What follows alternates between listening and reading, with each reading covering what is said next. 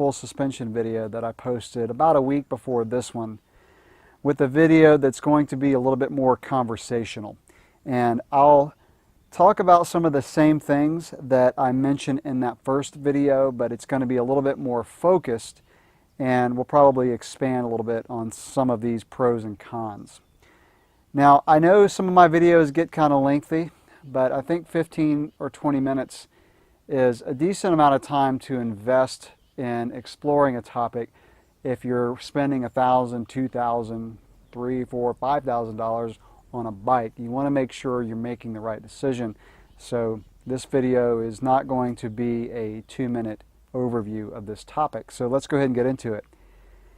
When I first got my first real mountain bike, my first real mountain bike was totally rigid. It was a Specialized rock hopper. Then I got out of mountain biking for a while. When I got back into it, I remember shopping for either a hardtail or full suspension, and this is when full suspension was really just coming out, and there was a Trek Y bike. I don't know if you remember those. It looked like a V guitar, and I decided not to get that one, and I'm so glad that I didn't. I ended up with a Specialized stump jumper that I ended up racing, and it turned out to be a much better choice for racing. But the reason I'm glad I didn't get that first one is because, or the Trek full suspension, is because it really wasn't a high quality full suspension bike like you have today. My riding skills developed a lot better on that Specialized stump jumper hardtail. It was kind of ugly. It was an orange bike with a red fork. Go figure. But let's talk about the advantages of a hardtail. And again, I'm going to repeat some of the stuff that I said in the other video, but I think it's worth distilling it down to these pros and cons. So first of all, they're a lower price point. Typically, you're going to spend about $800 to $1,000 less for a bike of equal components, equal wheel set for a hardtail than a full suspension. So it's a lower price point. And like I said before in the other video, it's the best choice, I think, for someone who's just getting into mountain biking. And that is because you're not spending as much, you're not making as much of a financial commitment when purchasing the bike, but also it's going to develop your riding skills. And the way it develops your riding skills is it forces you to maneuver the bike more. It forces you to use your body to absorb some of the bumps, to get over logs, to get over even smaller stuff, even smaller roots. You got to get out of the saddle more. So it just teaches you to be a better rider when you start off on a hardtail. So really keep that in mind. Also, hardtails are less complicated. They're less maintenance. You don't have to do pivot maintenance or suspension, rear suspension maintenance. Now, air sleeve maintenance on a shock is very simple. It's about a 20-minute process, but it's still something you have to do.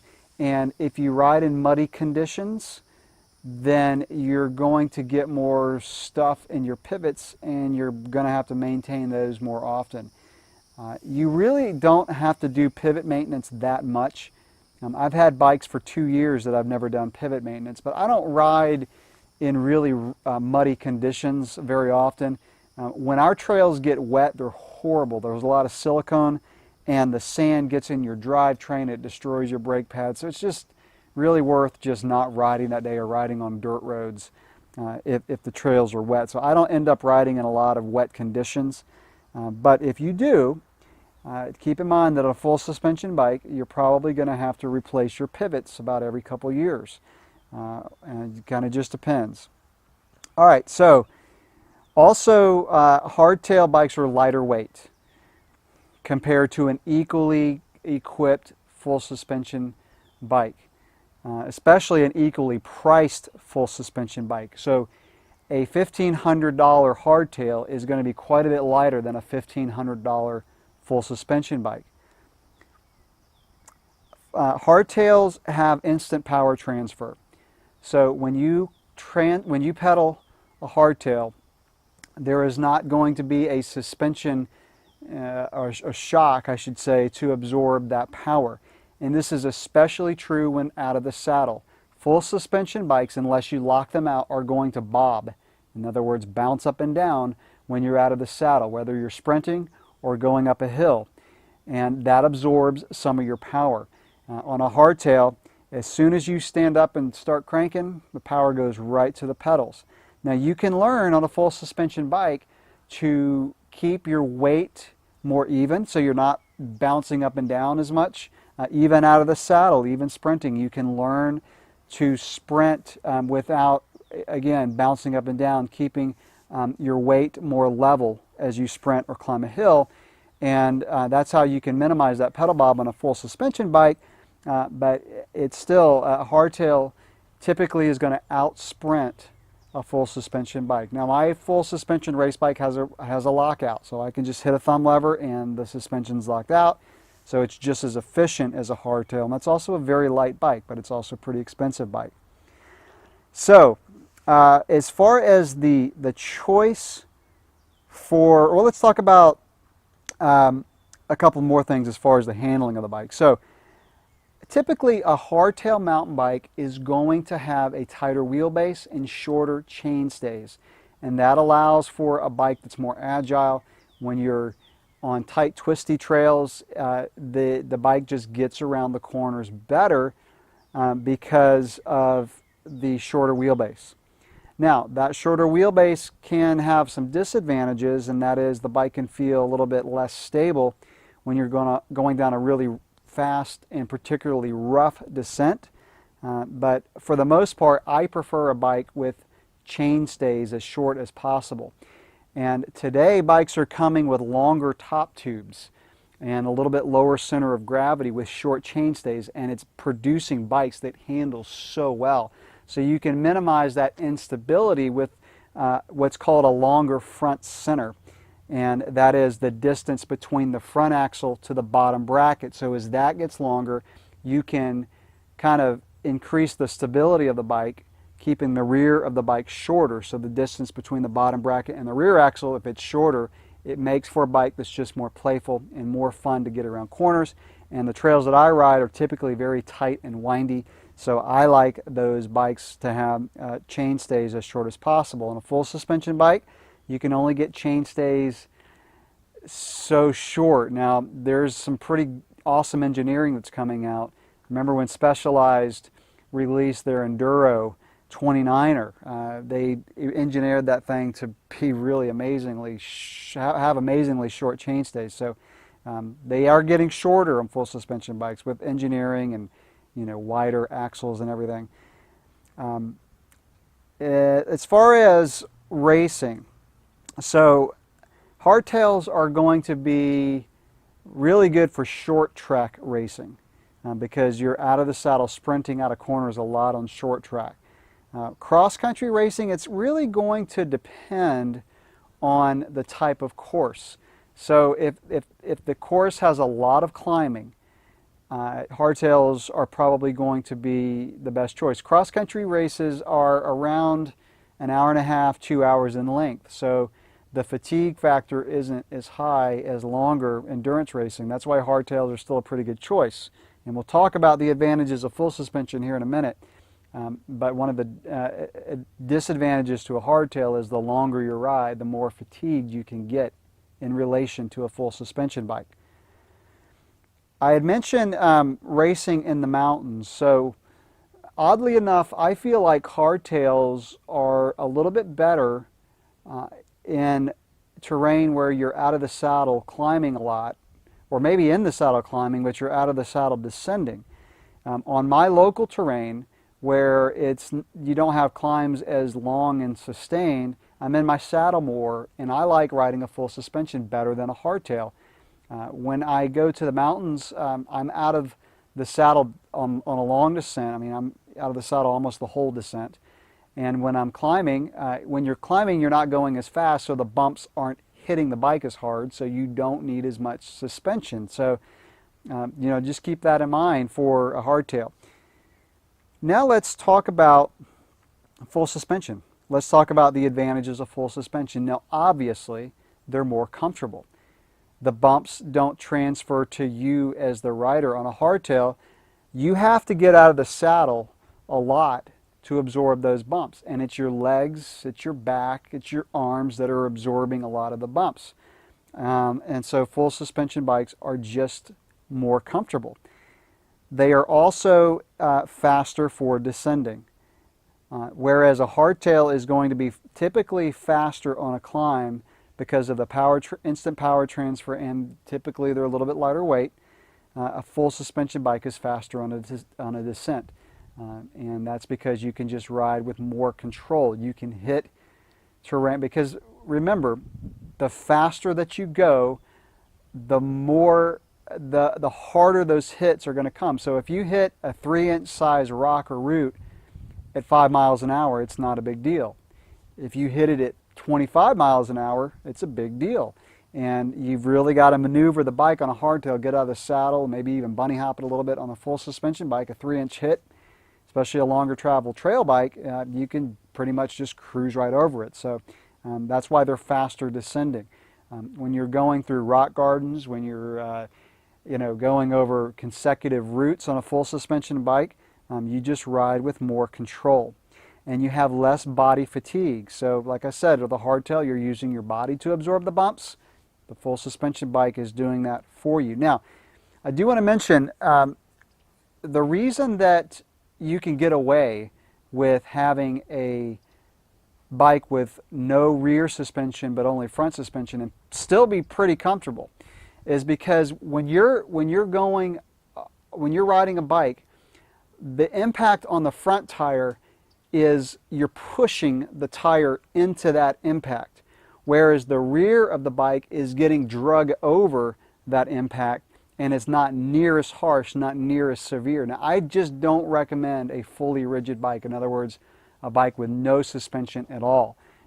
That's you're going to be kind of limited on your terrain, and they're just not comfortable.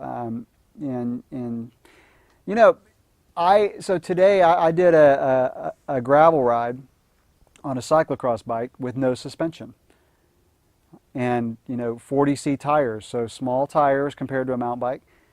But it was fine because the type of terrain that I rode on I didn't need suspension. And so that's another thing you got to keep in mind when looking for a bike is the type of terrain that you ride on. If you do a lot of dirt road, smoother trails, you don't need the extra weight and complexity and expense of a full suspension bike. I wouldn't want to ride my trail bike on a 2.5-hour dirt road ride. And I put in some pretty long miles on my cross bike. In another month or so, I'll be putting 4 or 5 hour rides in to get my base miles in on my cyclocross bike. There's some terrain I don't want to ride 5 minutes on my cyclocross bike. I don't want to do a rough mountain bike trail on my cyclocross bike. It's just not fun. So you really got to look at the type of terrain that you typically ride when you're making this decision. So a full suspension bike is just going to be faster over rough terrain. Now that rough terrain doesn't necessarily have to be mountainous. It doesn't have to be long descents.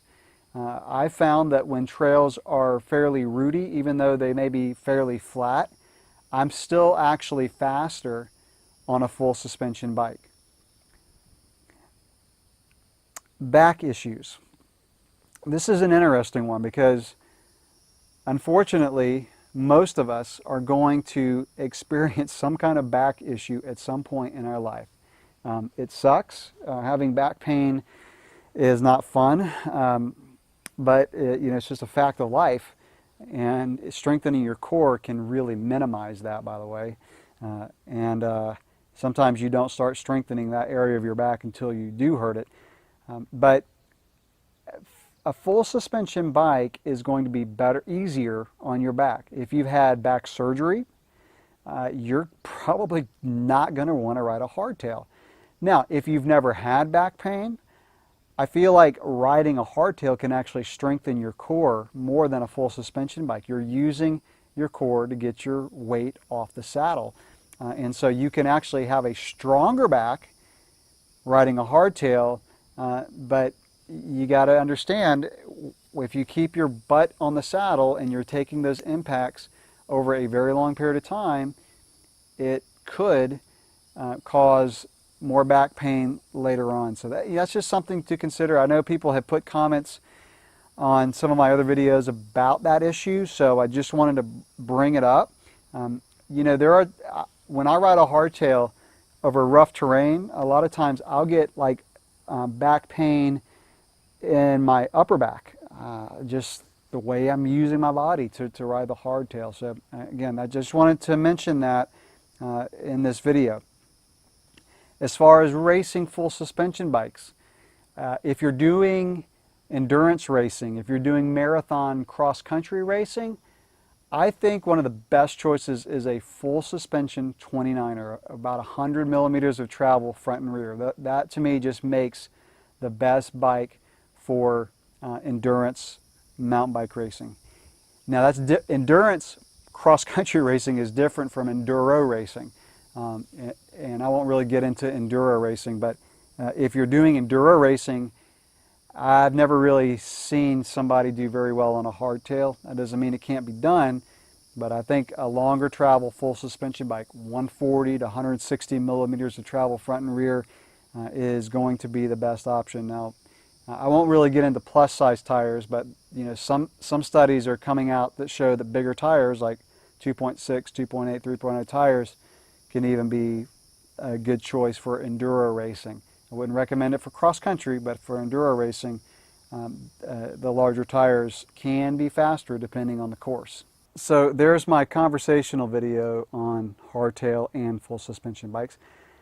Again, I know I repeated some of the stuff that I put in the other video, but I wanted to just kind of have more of a discourse on the subject. If you haven't watched that one, I did some lap time comparisons in that particular video. So if you're interested in that, go back and watch it. I won't give away the results. You'll have to see it in the video.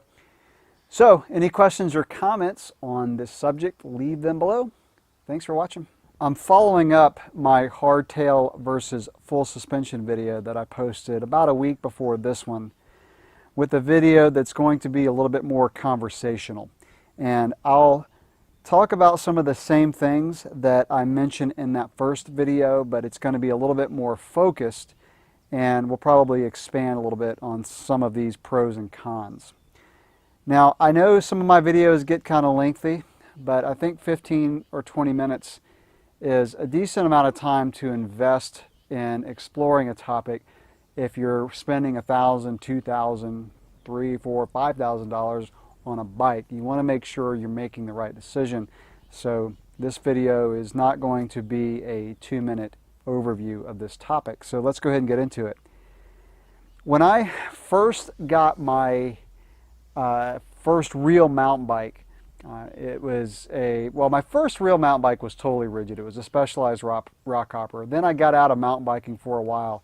When I got back into it, I remember shopping for either a hardtail or full suspension, and this is when full suspension was really just coming out, and there was a Trek Y bike. I don't know if you remember those. It looked like a V guitar, and I decided not to get that one, and I'm so glad that I didn't. I ended up with a Specialized stump jumper that I ended up racing, and it turned out to be a much better choice for racing. But the reason I'm glad I didn't get that first one is because, or the Trek full suspension, is because it really wasn't a high quality full